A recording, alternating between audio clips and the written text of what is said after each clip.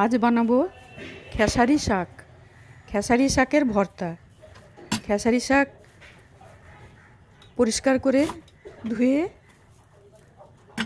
জল ঝরিয়ে রাখলাম, বা ছোট ছোট টুকরো করে কেটে নিতে হবে। খেসারি শাক খুব হেলদি, সবুজ, আমাদের গ্রিনস আমাদের প্রতিদিন ডায়েটে রাখার দরকার আছে। খুব হেলদি গ্রিন খাওয়া প্রতিদিন আমাদের উচিত। তাই আজ বানাচ্ছি খেসারি শাক, শীতের একটা খুব উপাদেয় খাওয়ার খেসারি শাক।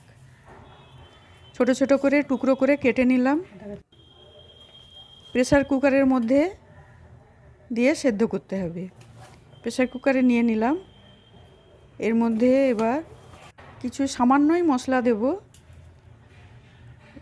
রসুন, 4-5 কোয়া রসুন, 4টি ছোট কাঁচা লঙ্কা, 1 চামচ নুন দিয়ে প্রেসার কুকার বন্ধ করে সেদ্ধ করে নিলাম।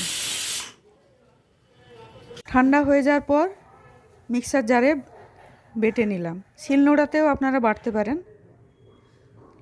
এবার ভর্তা গরম ভাতের সর্ষের তেল ওপর থেকে দিয়ে ঘি নিয়ে খেলে খুব ভালো লাগে। ঘির সঙ্গে খেলে খুব ভালো লাগে খেসারি শাকের ভর্তা। আপনারাও